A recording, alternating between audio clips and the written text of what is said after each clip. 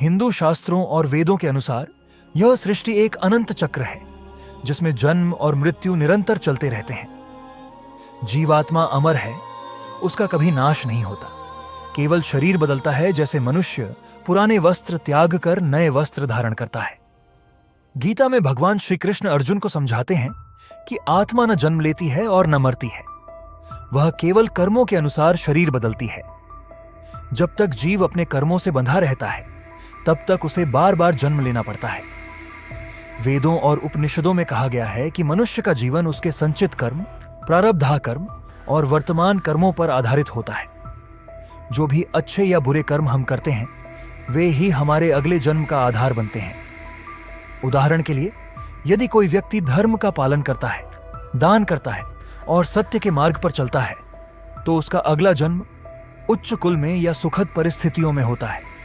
वहीं यदि कोई व्यक्ति पाप करता है, अधर्म करता है और दूसरों को कष्ट पहुंचाता है तो उसका जन्म ऐसे परिवार या परिस्थिति में होता है जहां उसे दुख सहना पड़ता है। गरुड़ पुराण में भी स्पष्ट कहा गया है कि आत्मा को अपने कर्मों के अनुसार अगले लोक में जाना पड़ता है और फिर वहीं से अगले जन्म की यात्रा तय होती है।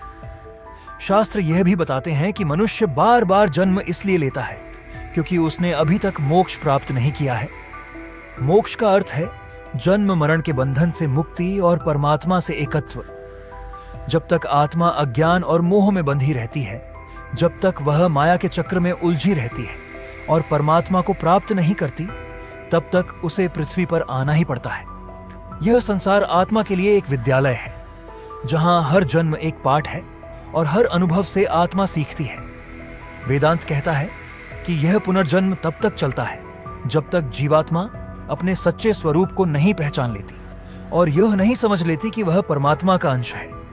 जब आत्मा भक्ति, ज्ञान और कर्म योग के मार्ग से अपने भीतर के सत्य को पहचान लेती है तब वह जन्म मरण के चक्र से मुक्त हो जाती है।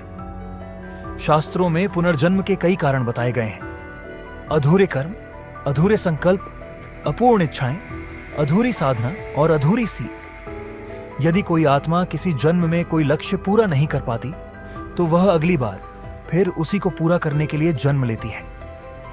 यही कारण है कि कई बार हमें बचपन से ही किसी विशेष रुचि, प्रतिभा या डर के रूप में पिछले जन्मों के संस्कार दिखाई देते हैं। उपनिषदों में यह भी उल्लेख है कि आत्मा अपने अनुभवों के आधार पर आगे बढ़ती है, इसलिए हर जन्म एक अवसर है अच्छे कर्म करने का, धर्म पालन करने का और ईश्वर की भक्ति करने का। हिंदू शास्त्र बताते हैं कि बार बार जन्म लेना बुरा नहीं है, बल्कि यह आत्मा की यात्रा का एक आवश्यक हिस्सा है। जैसे विद्यार्थी कई कक्षाएं पार करता है तब जाकर वह उच्च शिक्षा प्राप्त करता है, वैसे ही आत्मा कई जन्मों से गुजरती है और धीरे धीरे पूर्णता की ओर बढ़ती है। लेकिन यदि कोई आत्मा केवल भौतिक इच्छाओं में फंस जाती है तो उसे बार बार आना पड़ता है और वह दुख सुख के चक्र से बाहर नहीं निकल पाती। इसलिए वेद और गीता हमें सिखाते हैं कि धर्म का पालन करें, अच्छे कर्म करें, भक्ति और साधना करें ताकि हमें मुक्ति प्राप्त हो सके। निष्कर्ष यह है कि मनुष्य बार बार जन्म इसलिए लेता है क्योंकि उसके कर्म अधूरे रहते हैं और आत्मा का असली उद्देश्य मोक्ष की प्राप्ति है। जब तक आत्मा परमात्मा में लीन नहीं हो जाती तब तक उसका जन्म मरण का सिलसिला चलता रहेगा।